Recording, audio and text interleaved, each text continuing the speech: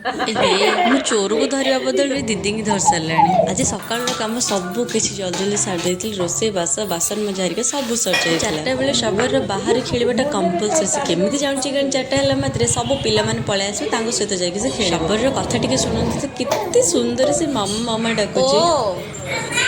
ଓ ଓ ବାଛା ଏଇ ତ ବାଛା। ଆଉ ତାରି ଭିତରେ ପିଲାମାନଙ୍କ ସହିତ ଆଜି ଟିକେ ଲୁଚକାଳି ଖେଳ ହେଇଥିଲା। ସମସ୍ତେ ଆଜି ଥରେ ଥରେ ଚୋର ପଡ଼ିଛନ୍ତି। ଆଉ ଦେଖୁନାହାନ୍ତି ଚଟାମିକୁ ରାତି 11ଟା ଆସିଗଲାଣି, କିନ୍ତୁ ବାବୁଙ୍କ ଆଖିରେ ବିଲକୁଲ ବି ନିଦ ନାହିଁ, ଖାଲି ଖେଳ। କେତେ କଷ୍ଟ କରି ମୁଁ ତାକୁ ଶୁଆଇଛି। ଯଦି ଟିକେ ସାଇଡ୍ରୁ ଉଠିଲ ଗଲା, ସାଙ୍ଗେ ସାଙ୍ଗେ ଖୁଁ ଖୁଁ ହେଇକି ଉଠି ପଡ଼ିବ। ଜଣେ ଭଉଣୀଟେ ଗୋଟେ ଭିଡ଼ିଓରେ ମୋତେ କମେଣ୍ଟସ୍ କରିଥିଲେ, ଦିଦି ଆପଣ ସବୁ କେମିତି ମ୍ୟାନେଜ୍ କରୁଛନ୍ତି? ତ ଫାର୍ଷ୍ଟ କଥା, ଆମେ ଯଦି ମ୍ୟାନେଜ୍ ନ କରିବା ତ ଆଉ ତାହେଲେ ମ୍ୟାନେଜ୍ କରିବ। ଫାର୍ଷ୍ଟ ତମକୁ ଟିକେ କଷ୍ଟ ଲାଗୁଛି କେମିତି କରିବ କ'ଣ ନାହିଁ ବୋଲି, କିନ୍ତୁ ଯଦି ତମେ ସେଇଟା ଆକ୍ସେପ୍ଟ କରିନେବ ନା, ତାହେଲେ ତମେ ସବୁ କିଛି ମ୍ୟାନେଜ୍ କରିପାରିବ। ଘର ଦେଖିବା ସହିତ ପିଲା ଛୁଆ ତମ ନିଜ ଦାୟିତ୍ୱ